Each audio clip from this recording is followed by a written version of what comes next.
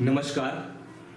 आधुनिक भारतीय इतिहास के लेक्चर सीरीज प्रोग्राम में आप सभी का स्वागत है। फ्रेंड्स, आज की हमारी क्लास आधुनिक भारत के इतिहास के उस core of the core topic के बारे में है जिससे पूरा आधुनिक भारत बना, उसकी जो एक नींव या जो पृष्ठभूमि तैयार की गई, उस पृष्ठभूमि का हमें अध्ययन करना है। और ये जो हमारी पृष्ठभूमि है यह है सामाजिक सांस्कृतिक सुधार आंदोलन को लेकर, क्योंकि इस समय कुछ इस प्रकार की पंक्तियों जैसे कि सबके सिरों पर यदि ताज जाति और मजहब का सजेगा, मुझको बताओ देश कैसे बचेगा।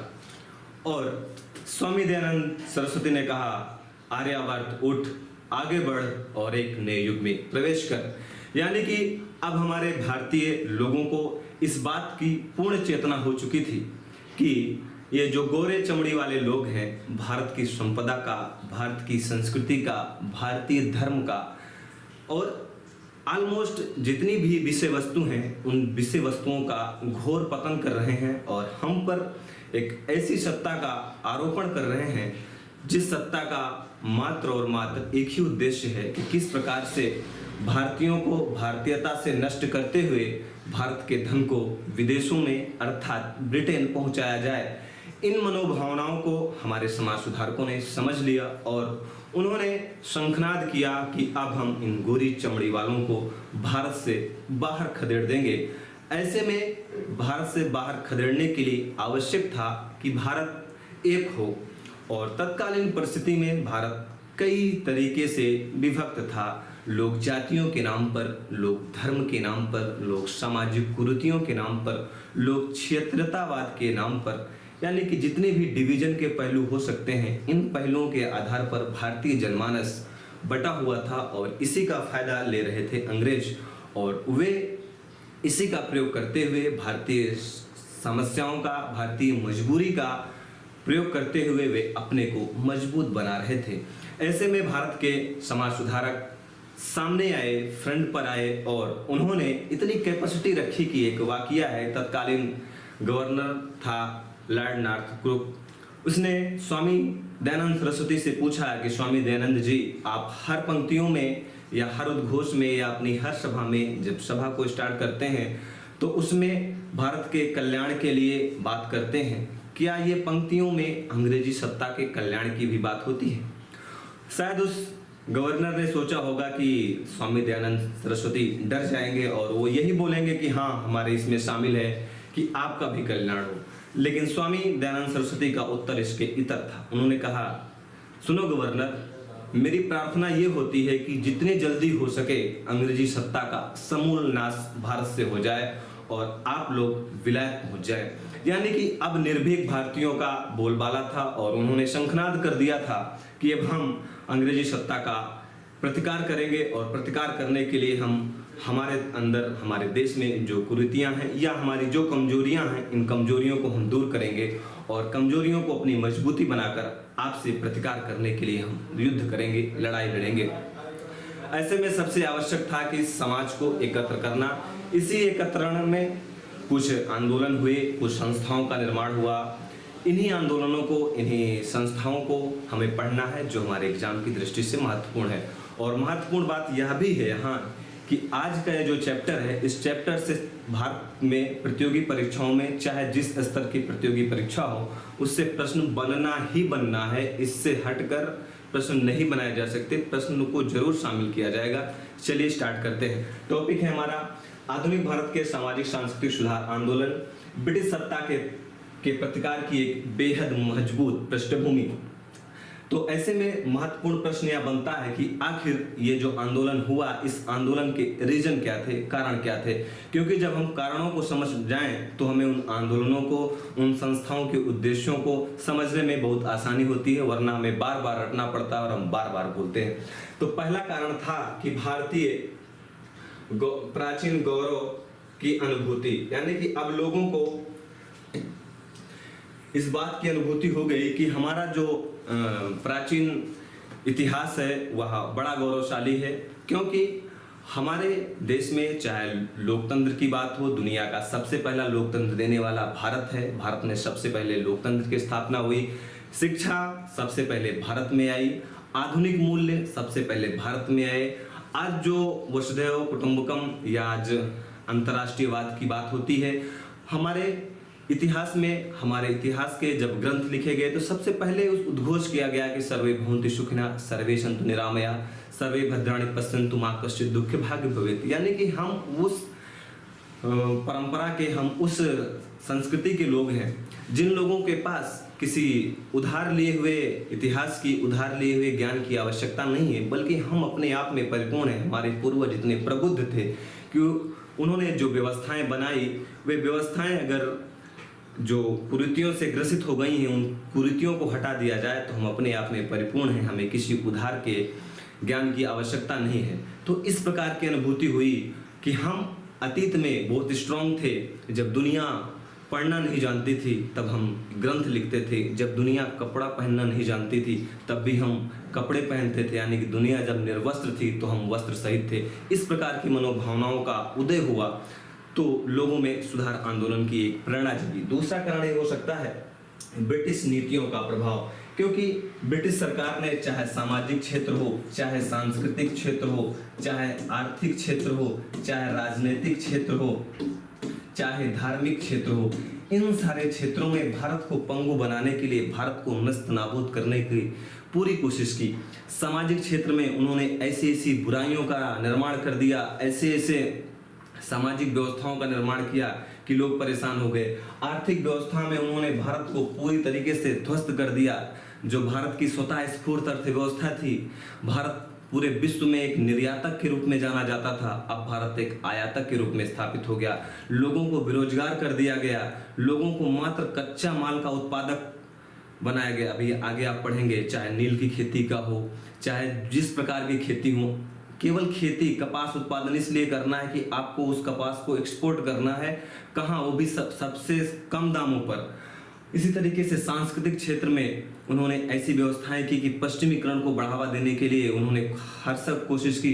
और कई गवर्नरों के तो कथन है कि उन्होंने कहा कि भारत को ऐसा पंगु बनाओ कि जिसमें वो केवल काली चमड़ी में गोरे लोगों का प्रभाव दिखे, यानी कि हो तो भारतीय लेकिन उसमें पूरी अंग्रेजियत दिखे। तो इस प्रकार की उन्होंने नीतियां बनाई। धार्मिक क्षेत्र में उन्होंने खुला धर्मांतरण की व्यवस्था कर दी। ईसाई मिशनरियों के माध्यम से भारतीयों के धर्म को बदलने के लिए उन्हें प्रलोभन दिए जाने लगे, यानी कि किसी भी प्रकार से भारत को ईसाईयत में तब्दील कर दो।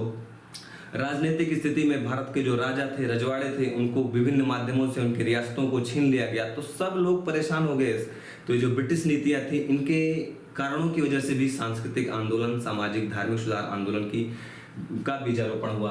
फिर इसी तरीके से पत्रकारिता एवं साहित्य का महत्व। इस समय के जो पत्रकार थे, जो साहित्यकार थे, उन्होंने भारतीयों को बताया अपने लेखों के माध्यम से कि हे भारतीयों, हे आर्यावर्त के लोग, उठो, आपको अकारण परेशान किया जा रहा है और ये ब्रिटिश नीतियां आपके लिए किसी भी प्रकार से हितकारी नहीं है। इसलिए पत्रकारिता और साहित्य के माध्यम से भी जन चेतना का प्रसारण किया गया। और जन चेतना के प्रसारण का सीधा अर्थ है कि लोगों में अंग्रेजों के विरुद्ध प्रतिकार की भावना उठी। फिर इसी तरीके से महिला अधिकारों का प्रभाव, क्योंकि आप जानते हैं इस समय महिलाओं को समाज में प्रतिष्ठित स्थान नहीं था। माँ के रूप में और वाइफ के रूप में ही उन्हें जो सम्मान मिलता था वही सम्मान था। बाकी महिलाओं की स्थिति बहुत ही दयनीय थी। और साथ ही सती प्रथा, बाल विवाह जैसी कुरीतियों से तो महिलाओं का जीवन और भी त्रस्त हो गया था। तो इन महिलाओं के अधिकारों की जब बात होगी तो सामाजिक सुधार आंदोलन जरूर होंगे, क्योंकि समाज में ही कुछ ऐसी कुरीतियों को गढ़ा गया है जिस कुरीतियों की वजह से महिलाओं के अधिकारों का हनन हो रहा था। तो जाहिर सी बात है कि जब महिला अधिकारों की बात होगी तो सामाजिक सुधार आंदोलन का बीजारोपण तो होगा ही। फिर इसी तरीके से ब्रिटिश सुधारों का प्रभाव, क्योंकि आप जानते हैं कि ब्रिटिश सरकार ने कुछ सुधार किए, खास करके जैसे सती प्रथा का समापन किया, बाल विवाह का समापन किया। तो जो धार्मिक लोग थे, हिंदू धर्म के लोग थे, इन्होंने कहा कि सती प्रथा हिंदुओं की बनाई हुई व्यवस्था है और आप इस व्यवस्था को कैसे समाप्त कर सकते हैं, बाल विवाह को आप कैसे समाप्त कर सकते हैं। तो इन सब कारणों की वजह से भी जो सुधार आंदोलन हुए, इससे दो तरीके की विचारधारा पैदा हुई। एक विचारधारा वो पैदा हुई जिन्होंने कहा हाँ ठीक है, सुधार हुआ, सती प्रथा को बंद होना चाहिए, बाल विवाह बंद हुआ, बंद होना चाहिए। तो इन लोगों ने सोचा जब सती प्रथा, बाल विवाह बंद हो गया तो और भी हमें सुधार आंदोलन करने चाहिए कि जिससे हमारा जो सुधार में, जो समाज में समस्याएं हैं, वो समस्याओं का समापन हो सके। तो ब्रिटिश नीतियों का सकारात्मक प्रभाव यह भी पड़ा कि लोगों में और भी चेतना आई कि हाँ करना चाहिए। फिर इसी तरीके से तार्किकता की मानसिकता का बोलबाला, यानी कि इस समय अब लोग तार्किकता के आधार पर सोचने लगे कि धार्मिक स्थिति क्या है, जो राजनीतिक स्थिति क्या है, और जो कुरीतियां हैं जैसे छुआछूत है, ये छुआछूत नहीं होना चाहिए। एक ही स्थान पर हर कम्युनिटी के लोग, हर जाति के लोग बैठ सकते हैं, पानी पी सकते हैं, भोजन कर सकते हैं, इसमें कोई समस्या नहीं थी। यानी कि तार्किकता हुई कि कोई ऊंचा और कोई नीचा नहीं है, सबका निर्माण इस नेचर ने किया है, इस प्रकृति ने किया है, और जब प्रकृति ने सबका निर्माण किया है तो कोई ऊंचा ना कोई नीचा है। स्वामी विवेकानंद जी ने कहा कि हम उस ईश्वर की उपासना करते हैं जो ईश्वर गरीबों को, दरिद्रों को और जो संभ्रांत लोग हैं इनको इक्वली रूप से देखता है। तो इस तरीके की भावनाएं होने लगी, लोग तार्किकता के आधार पर सोचने लगे। जब तार्किकता किसी भी समाज में बढ़ेगी तो वहाँ पर जो कुरीतियां हैं उनका समापन होगा, और कुरीतियों के समापन के लिए कोई आगे बढ़ता है, और जब कोई आगे बढ़ता है तो या तो कोई वह आंदोलन चलाता है, या कोई मुहिम चलाता है, या फिर किसी संस्था के माध्यम से उस कुरीति को समाप्त करने की कोशिश करता है। फिर इसी तरीके से ऊंच नीच की मानसिकता को समाप्त करने की जो भावना जगी, यानी कि समाज में इस बात को कहा जाने लगा कि भाई कोई ऊंचा और कोई नीचा नहीं, सभी लोग जो हैं वह इक्वल हैं। तो ये सब कारण थे जिन कारणों की वजह से सामाजिक सुधार आंदोलन हुए, और सामाजिक सुधार आंदोलन कुछ संस्थाओं के माध्यम से, कुछ आंदोलनों के माध्यम से हुए, उन्हीं का हमें अध्ययन करना है। तो इस आंदोलन में सबसे पहले हमें पढ़ना है ब्रह्म समाज के बारे में। ब्रह्म समाज की स्थापना राजा राम मोहन राय ने की, और राजा राम मोहन राय एक ऐसे व्यक्तित्व हुए जिन्होंने एक ऐसे लैंडमार्क कार्य किए जिसकी वजह से उन्हें कहा जाता है कि वह आधुनिक भारत के जनक हैं या पिता हैं। इन्हें पत्रकारिता का भी अग्रदूत कहा जाता है। इन्होंने ब्रह्म समाज की स्थापना की, और ब्रह्म समाज में इन्होंने कुछ नियम डिसाइड किए कि हमें ब्रह्म समाज के माध्यम से क्या क्या करना है। तो इन्होंने कहा कि हम ब्रह्म समाज के माध्यम से सामाजिक बुराइयों का समापन करेंगे। हमने सामाजिक बुराई आपको बता दी। सामाजिक बुराई क्या हो सकती है? छुआछूत की भावना, जातीय आधार पर भेदभाव, महिलाओं के साथ अव्यवस्था या कुरीतियों का महिलाओं के द्वारा ढोया जाना, यानी कि सती प्रथा, बाल विवाह, ये सब क्या है? ये सामाजिक कुरीतियां हैं, महिलाओं के साथ भी और पूरे समाज पर भी। तो ब्रह्म समाज के माध्यम से राजा राम मोहन राय ने सामाजिक कुरीतियों को दूर करने की बात की। फिर उन्होंने कहा कि हम इसके माध्यम से एकेश्वरवाद को बढ़ावा देंगे।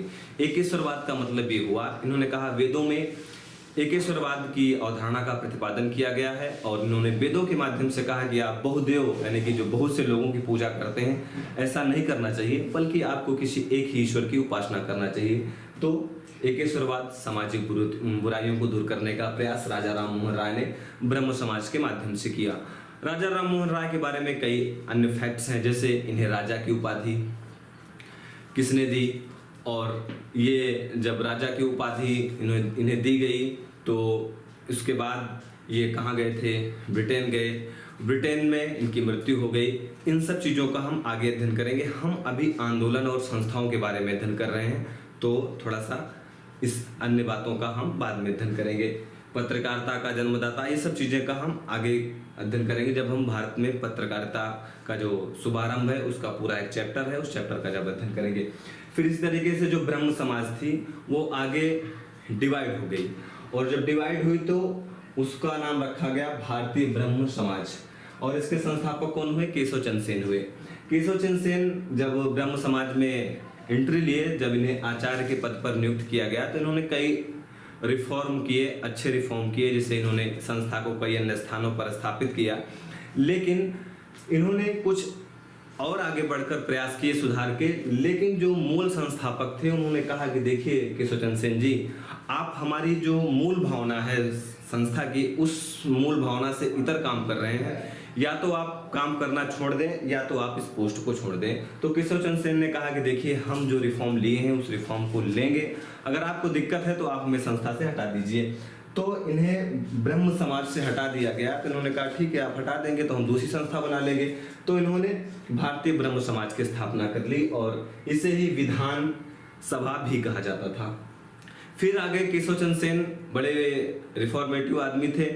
जब इन्होंने भारतीय ब्रह्म समाज की स्थापना की तो उसमें लोगों को शामिल किया और इन लोगों में भी विवाद हो गया और विवाद का कारण केशव चंद्र सेन ही थे। केशव चंद्र सेन विवाद का कारण इसलिए थे क्योंकि इन्होंने अपनी कम उम्र की लड़की की शादी बिहार के राजा से कर दी। तो लोगों ने इनसे पूछा कि आप एक तरफ बाल विवाह की प्रतिषेधन या बाल विवाह समाप्त करने की बात करते हैं और स्वयं आप बाल विवाह कर रहे हैं, अपनी लड़की की शादी कर रहे हैं राजा से जिसकी एज बहुत ज़्यादा है और आपकी लड़की की एज बहुत कम है। इन्होंने कहा देखो हमने जो डिसाइड कर लिया वो डिसाइड कर लिया। तो लोगों ने कहा नहीं आप इसमें नहीं रहोगे। तो उन्होंने कहा हमारे लिए पहली बात नहीं कि हम किसी संस्था से निकाले जा रहे हैं, हम तो ब्रह्म समाज से भी निकाले गए तो हमने भारतीय ब्रह्म समाज बना ली। अब भारतीय ब्रह्म समाज से आप निकालेंगे तो हम साधारण ब्रह्म समाज की स्थापना कर लेंगे। तो साधारण ब्रह्म समाज की स्थापना केशव चंद्र सेन ने की। तो दो चीजों का निर्माण, दो संस्थाओं का निर्माण केशव चंद्र सेन ने किया, पहली भारतीय ब्रह्म समाज और दूसरी साधारण ब्रह्म समाज। अब हम अगली जो सभा है वह आत्मीय सभा। आत्मीय सभा का भी निर्माण राजा राम मोहन राय ने ही किया था और इसका मकसद यह था कि जो हमारे फ्रेंड्स हैं, जो हमारे समर्थक हैं, जो मूलतः हमसे आत्मोत प्रेम रखते हैं, आत्मोत हमारा सम्मान करते हैं, हम इन लोगों का एक कलेक्टिव और एक फ्रेश संस्था बनाते हैं जो केवल और केवल हमारी मैंडेट और हमारी जो संस्था है इसके मैंडेट के आधार पर ही कार्य करेंगे। तो ऐसी संस्था का निर्माण किया, उस संस्था का नाम था आत्मीय सभा। सीधा सा मतलब है इसकी भी स्थापना राजा राम मोहन राय ने की। तो दो सभा अभी तक आपने पढ़ा, एक थी ब्रह्म समाज और दूसरी थी आत्मीय सभा। इन दोनों के संस्थापक कौन है? राजा राम मोहन राय साहब। फिर है अगली जो सभा है वह आर्य समाज। इसकी स्थापना स्वामी दयानंद सरस्वती ने की, जिन्होंने कहा था हे आर्यावर्त उठो, आगे बढ़ो और एक नए जीवन में प्रवेश करो। भारत भारतीयों के लिए है। सबसे पहले उन्होंने ही कहा था कि भारत भारतीयों के लिए है और स्वराज का भी जो प्रतिपादन है इन्होंने ही किया। आगे चलकर हमारे कई समाज सुधारकों ने इसे आगे बढ़ाया, लेकिन स्वराज का जो शब्द है इसका गठन या इसका निर्माण स्वामी दयानंद सरस्वती ने ही किया था। और इन्होंने जो ये आर्य समाज की स्थापना की, इसके उद्देश्य क्या थे कि वैदिक धर्म की पुनः स्थापना, क्योंकि इन्होंने कहा वेदों की ओर लौटो। इन्होंने कहा कि जो हमारे वेद हैं इसका निर्माण किसी व्यक्ति ने नहीं किया, साक्षात इसका ईश्वर ने किया है और हमारे वेदों में ऐसी शिक्षाएं हैं, ऐसी व्यवस्थाएं हैं जिनका यदि हम पालन करें तो हमारा जो भारत है एक अग्रणी देश होगा और जिस देश में किसी भी प्रकार की कोई समस्या नहीं होगी। तो इन्होंने देश की सामाजिक समस्याओं को, देश की आर्थिक समस्याओं को, देश की राजनीतिक समस्याओं को, देश की सांस्कृतिक समस्याओं को समाधान करने के लिए इन्होंने कहा कि आप वेदों की ओर लौटो। फिर इसी में इन्होंने कहा इसका उद्देश्य क्या है? सामाजिक सद्भाव, यानी कि लोगों में समरसता होनी चाहिए, कोई ऊंच नीच की भावना नहीं होनी चाहिए। सभी लोग एक प्लेटफॉर्म पर रह सकते हैं, सभी लोग एक जलाशय में पानी पी सकते हैं। महिलाओं के साथ कोई कुरीति नहीं होनी चाहिए, बाल विवाह नहीं होना चाहिए, सती प्रथा नहीं होना चाहिए। फिर उन्होंने कहा कि इसी के उद्देश्य में शामिल किया कि पश्चिमी संस्कृति के प्रभाव को दूर करना, क्योंकि जो पश्चिमी संस्कृति थी, जो कंपनी शासन की स्थापना के बाद सने सने जो स्थापना हुई, उन लोगों का एक ही मंतव्य था कि भारत को आर्थिक स्तर पर भी तबाह करो, आर्थिक रूप से भी भारत को कमजोर कर दो और सांस्कृतिक रूप से भी कमजोर कर दो। यानी कि भारत में जो धर्म है, जो विविधतापूर्ण भारतीय समाज है, इस विविधतापूर्ण भारतीय समाज को समाप्त कर दो और इसमें ईसाइयत का बोलबाला कर दो, पूरे भारत को ईसाइयत में कन्वर्ट कर दो। तो इन्होंने कहा कि हम आर्य समाज के माध्यम से हमें जो पश्चिमीकरण हो रहा है भारत का, इसका भी समापन करेंगे। फिर जो ये आर्य समाज था, प्रश्न इससे बन सकता है कि इसका मुख्यालय यानी कि हेडक्वार्टर कहाँ था? तो इसका हेडक्वार्टर कहाँ था? लाहौर में था। और स्वामी जी ने आर्य समाज के माध्यम से ही कहा कि आप जो जन्म के आधार पर ब्राह्मण क्षत्रिय वैश्य शूद्र बनाते हैं, ये व्यवस्था गलत है। आप कर्म के आधार पर बनाइए। जो ब्राह्मणों जैसा कर्म कर रहा है उसे आप ब्राह्मण कहिए, जो क्षत्रियों का कार्य कर रहा है उसे क्षत्रिय कहिए। यानी कि किसी को जन्म के आधार पर जाति में मत डिवाइड करिए, हाँ, बल्कि जिसके जो कर्म है, अगर कोई राष्ट्र की रक्षा कर रहा है वह किसी भी कास्ट का है तो वो क्षत्रिय है, कोई शिक्षा देने का कार्य कर रहा है तो किसी भी कास्ट का है वो ब्राह्मण है, कोई जो भी यानी कि बढ़ई का कार्य कर रहा है और वो ब्राह्मण है, और कोई बढ़ई है जो ब्राह्मण का कार्य कर रहा है तो बढ़ई भी ब्राह्मण है, और वह जो बढ़ई का कार्य करने वाला ब्राह्मण है वह बढ़ई है। यानी कि उन्होंने कहा कर्म के आधार पर आप जातियों का डिवीजन कीजिए, और उन्होंने छुआछूत का विरोध किया, विधवा पुनर्विवाह का समर्थन किया। उन्होंने कहा विधवाओं को सती मत करिए, हाँ, उनकी आप दोबारा शादी करिए, किसी का हस्बैंड मर गया तो क्या हुआ, मर जाने दीजिए, दूसरे से उसकी शादी करिए। और उन्होंने कहा कि अंतर जाति विवाह को भी स्वीकार न करना चाहिए, यानी कि कोई किसी भी कास्ट का है, अगर किसी भी कास्ट के लड़की से या लड़का से शादी करता है तो उसकी सुरक्षा की बात है। आज जो हमारे संविधान में इस बात को लिखा जा रहा है, स्वामी जी ने पहले ही लिख दिया था कि ये गलत है, अंतर जाति विवाह अगर कोई कर रहा है तो उसको करने दीजिए। फिर इस स्वामी जी ने कुछ और भी संस्था, कुछ और भी आंदोलन चलाए, जिसमें से शुद्धि आंदोलन चलाया, गोरक्षा आंदोलन और गोरक्षणी सभा की स्थापना की। इन सबका संबंध किससे है? स्वामी दयानंद से है। फिर अगली जो संस्था है वह संस्था कॉलेज के रूप में है, उसका नाम है गुरुकुल कॉलेज, और इसकी स्थापना किसने की? स्वामी श्रद्धानंद और लेखाराम ने और मुंशीराम। ये क्वेश्चन बीपीएससी की पॉइंट ऑफ व्यू से बड़ा महत्वपूर्ण है, क्योंकि बीपीएससी में 5 विकल्प होते हैं और 5 विकल्प में स्वामी श्रद्धानंद भी रख सकते हैं और लेखाराम या मुंशीराम भी रख सकते हैं, तो इसका विशेष ध्यान रखें। और ये जो गुरुकुल कॉलेज की स्थापना हुई, इसका उद्देश्य क्या था कि पश्चिमी शिक्षा का विरोध करना, यानी कि हमारे भारतीयों के पास जो शिक्षा है वो सफिशिएंट है, हर कार्य के लिए पर्याप्त है, आप अपनी शिक्षा को यहाँ पर मत प्रसारित करिए। और वो लोग प्रसारित कर रहे थे, वो तो मान ही नहीं रहे थे, तो ये लोग भी बोले ठीक है, हम अब गुरुकुल कॉलेज की स्थापना करेंगे, इसके माध्यम से हम आपकी शिक्षा का प्रतिकार करेंगे। फिर है अगला इंडियन रिफॉर्म एसोसिएशन, इसकी स्थापना किसने की? केशव चंद्र सेन ने। और इसका क्या था? ये महिलाओं के अधिकारों की जो हनन होता था, उस अधिकारों का हनन ना हो, उसके लिए इन्होंने संस्थापना बनाई। और इन्होंने कहा जो पश्चिमी शिक्षा है वो ठीक ठाक है। तो अभी आप देख रहे हैं गुरुकुल कॉलेज, जिसकी स्थापना स्वामी श्रद्धानंद, लेखाराम और मुंशीराम ने की। इन्होंने कहा कि पश्चिमी शिक्षा ठीक नहीं है, लेकिन जो इंडियन रिफॉर्म एसोसिएशन है, इन्होंने कहा कि पश्चिमी शिक्षा ठीक है, क्योंकि पश्चिमी शिक्षा सती प्रथा का समापन कर रही है, बाल विवाह का समापन कर रही है। तो ये जो केशव चंद्र सेन थे ये प्रभावित हुए उस सुधारों से, और उन्होंने कहा नहीं ठीक है। फिर अगली है जो संस्था है, उसका नाम है प्रार्थना समाज। इसमें भी कई लोग जुड़े हुए हैं, महादेव गोविंद रनाडे, आत्माराम पांडुरंग। और इसका भी उद्देश्य ये था कि प्रार्थना समाज सामाजिक कुरीतियों को दूर करेगी। और सामाजिक कुरीति हम आपको बता चुके हैं, बार बार रिविजन उसी को करने का मतलब ये हुआ कि वीडियो की जो लेंथ है वो बढ़ जाएगी। फिर अगली सभा है सार्वजनिक सभा। इसकी स्थापना महादेव गोविंद रानाडे ने की थी, और इसका उद्देश्य ये था कि सामाजिक सद्भाव बढ़ाना, सामाजिक कुरीतियों को दूर करना। फिर अगली सभा है वेद समाज, और इसकी स्थापना किसने की? श्रीधरालु नायडू। बड़ा इंपॉर्टेंट प्रश्न है, कई बार इस सभा को कई एग्जाम्स में पूछा गया है। फिर अगली सभा है या संस्था है दक्कन एजुकेशन सोसाइटी, और इसकी स्थापना महादेव गोविंद रानाडे ने की थी। और इसका उद्देश्य था शिक्षा का प्रसार करना, अज्ञानता का विनाश करना। और इस इम्पोर्टेंट बात यह है कि जो दक्कन एजुकेशन सोसाइटी थी, यह आगे चलकर पूना फर्ग्यूसन कॉलेज के रूप में तब्दील हो गई। तो इम्पोर्टेंट चीज है कि किस संस्था को समाप्त करके या किस संस्था के आधार पर पूना फर्ग्यूसन कॉलेज की स्थापना की गई, तो उत्तर होगा दक्कन एजुकेशन सोसाइटी। फिर अगला है कलकत्ता हिंदू कॉलेज। इसकी स्थापना किसने की?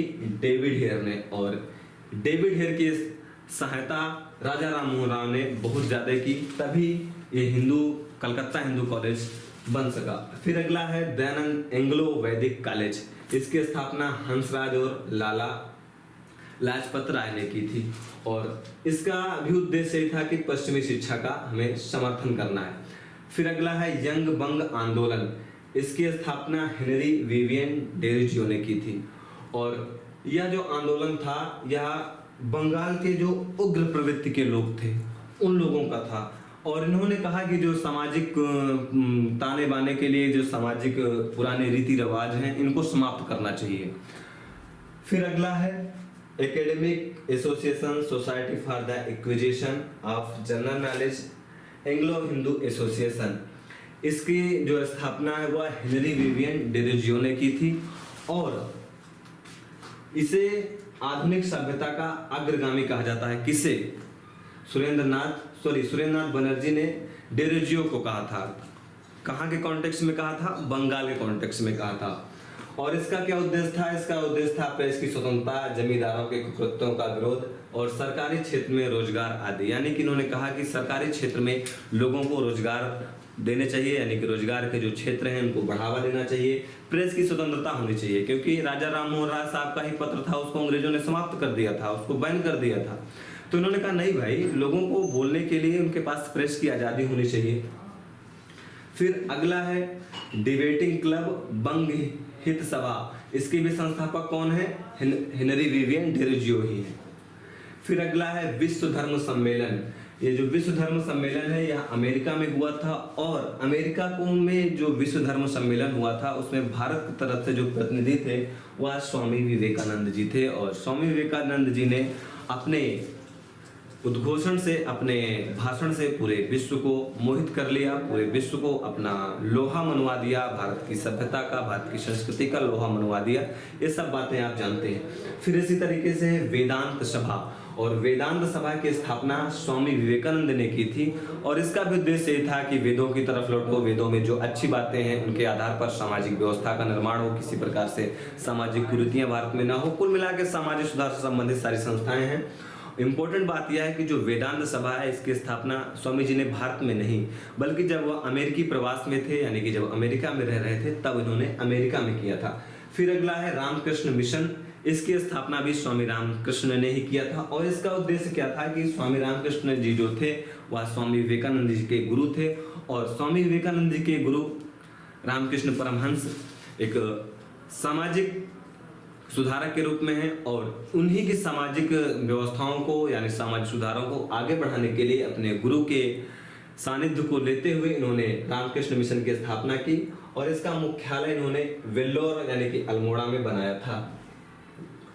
और इम्पोर्टेंट बात यह है कि स्वामी जी आधुनिक राष्ट्रीय आंदोलन के पिता के रूप में भी माने जाते हैं। फिर इसी तरीके से है थियोसॉफिकल सोसाइटी, इसकी स्थापना किसने की थी? एनी बेसेंट ने की थी और इसका उद्देश्य क्या था? हिंदू धर्म प्रचार, कर्म सिद्धांत, पुनर्जन्म का सिद्धांत का प्रचार करना, यानी कि हिंदू धर्म को आगे बढ़ाना, हिंदू धर्म के जो रीति रिवाज हैं ऐसा माना एनी बेसेंट ने कि ये सही है, इसलिए इनको बढ़ावा देने की बात की। और उन्होंने कहा कर्म के सिद्धांत को स्वीकार किया और पुनर्जन्म यानी कि जो हिंदू धर्म की मैथोलॉजी है कि जन्म के बाद जब मृत्यु होती है लोगों की तो मृत्यु के बाद भी लोग अपने कर्मों के आधार पर जन्म पाते हैं, इस सिद्धांत को भी इन्होंने स्वीकार किया और इस सिद्धांत के प्रचार के लिए इन्होंने थियोसॉफिकल सोसाइटी की स्थापना की। अगली संस्था है देव समाज, इसकी स्थापना शिव नारायण अग्निहोत्री ने की थी। अगली सभा है धर्म सभा, इसकी स्थापना राधाकांत देव ने की थी। प्रश्न ऐसे ही बनता है कि धर्म सभा का संस्थापक कौन था? उत्तर राधाकांत देव। और जब आप यूपीएससी या पीएससी के लेवल पर पढ़ते हैं तब फिर इसका कुछ उद्देश्य भी पूछ लिया जाता है। तो इसका उद्देश्य क्या था कि जो पुरानी रीति रिवाज हैं इसका यह सभा जो समर्थन करती थी, यानी कि जो वेदों के अनुसार व्यवस्थाएं थी उस व्यवस्था को धर्म सभा स्वीकार करती थी। फिर अगला है सेवा सदन, इसकी स्थापना बहराम जी मालाबारी ने की थी और मानवतावाद का समर्थन इस संस्था का उद्देश्य था। फिर रहनुमाय मद्रास हिंदू संगठन था, इसकी स्थापना वीरे सलिंगम पुत्तलू ने की थी और इन्होंने इस संस्था के माध्यम से जो विशेष कार्य करने की कोशिश की वह था विधवा महिलाओं के हितों को बढ़ावा देना। फिर रहनुमाय माजदान सभा, इसकी स्थापना दादा भाई नौरोजी फरदौन जी और एसएस बंगाली ने की थी और सामाजिक कुरीतियों को दूर करना इसका भी उद्देश्य था। फिर अगली संस्था है समाज सेवा संघ, इसकी स्थापना NN जोशी ने की। फिर अगली संस्था है इलाहाबाद सेवा संस्था, इसकी स्थापना हृदयनाथ कुंजरू ने की थी। फिर अगली इंपॉर्टेंट सभा है जिससे प्रश्न खूब पूछे जाते हैं कि भारत सेवक समाज की स्थापना किसने की? उत्तर होगा गोपाल कृष्ण गोखले। फिर अगला है सत्य शोधक समाज, इसकी स्थापना ज्योतिबा बाई फूले ने की थी। इसका भी उद्देश्य वही था कि सामाजिक कुरीतियों को दूर करना। फिर है सन्मार्ग बोधक निराश्रित समाज, इसकी स्थापना किशन बानसोड़े ने की थी और इसका उद्देश्य था कि कमजोर वर्गों के हितों के लिए कार्य करना। फिर नेक्स्ट जो है वह है सोशल सर्विस लीग, इसकी स्थापना नारायण मल्हार जोशी ने की थी। फिर अगला उद्देश्य है भारत धर्म सभा, भारत रत्न पंडित मदन मोहन मालवीय ने इसकी स्थापना की और इसका उद्देश्य ये था कि जो हिंदू धर्म के रीति रिवाज हैं वह परफेक्ट हैं और उन्हीं को हमें जो कमियां हैं उन्हें ही दूर करना है। फिर है राधा स्वामी आंदोलन, इसकी स्थापना तुलसीराम बैंकर ने की थी और इनका उद्देश्य था कि सत्संगों के माध्यम से जो सामाजिक कुरीतियां हैं हम उन्हें दूर करेंगे। फिर है आत्मसम्मान आंदोलन, इसकी स्थापना बालाजी नायडू और रामास्वामी नायकर ने मिलकर की थी। नेक्स्ट आंदोलन है जस्टिस आंदोलन, बार बार प्रश्नों में पूछा जाता है और इसकी स्थापना टीएम नायकर, पी त्यागराज एवं सीएन मुदलियार ने की थी। नेक्स्ट है देवबंद स्कूल, इसकी स्थापना मोहम्मद कासिम और राशिद अहमद ने मिलकर किया। इन्होंने कहा कि कुरान और हदीस के आधार पर जो व्यवस्थाएं हैं वो परफेक्ट हैं और इन्हीं कुरान और हदीस की शिक्षाओं का हमें प्रचार और प्रसार करना है और इसी के आधार पर अपनी व्यवस्था का निर्माण करना है। नेक्स्ट है नदवताल उलमा दारुल उलूम, इसकी स्थापना शिवली ने की और इसकी स्थापना लखनऊ में इन्होंने किया। और इन्होंने इम्पोर्टेंट बात यह है कि जो भारतीय राष्ट्रीय कांग्रेस की स्थापना 1985 में होती है उसका भी उन्होंने समर्थन किया था। फिर है अलीगढ़ आंदोलन, और अलीगढ़ आंदोलन सर सैयद अहमद खान ने स्थापित किया और इसका था कि मुस्लिमों में जो रूढ़िवादिता है, जो 3 तलाक की व्यवस्था है या गलत है,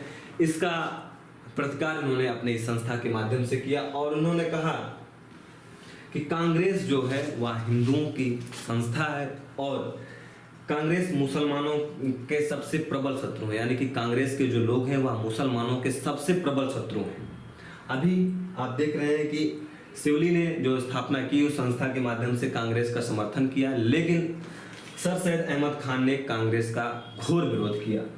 और फिर नेक्स्ट है विधवा आश्रम, इसकी स्थापना किसने की? इसकी स्थापना नारायण गुरु, एन कुमारन और पेरियार ने की थी। फिर अगला है अखिल भारतीय दलित वर्ग, इसकी स्थापना डॉक्टर अंबेडकर ने की थी। नेक्स्ट है गुरु वायु सत्याग्रह के कलप्पन ने की और कहाँ? केरल में की। अखिल भारतीय अस्पृश्यता निवारण संघ, इसकी स्थापना राष्ट्रपिता महात्मा गांधी जी ने की। फिर है दीनबंधु सार्वजनिक सभा, इसकी स्थापना ज्योतिबा फुले ने की। मानव धर्म सभा मंचाराम ने की। Central Hindu college Annie Besant ने की और नामधारी आंदोलन राम सिंह ने किया था, कहाँ पर? पंजाब। तो ये आधुनिक भारत में जो भी सामाजिक सुधार आंदोलन थे उन सब का शुरू से लेकर और भारत के आजाद होने तक जो भी आंदोलन सामाजिक, सांस्कृतिक और धार्मिक क्षेत्र में हुए उन सब का कलेक्शन था। हमें उम्मीद है कि आप परीक्षाओं की दृष्टि से अत्यंत महत्वपूर्ण है और आपके एग्जाम्स में भी इससे प्रश्न पूछे जाएंगे। अभी तक का यही ट्रैक रिकॉर्ड है। तो आज की क्लास यहीं तक। धन्यवाद।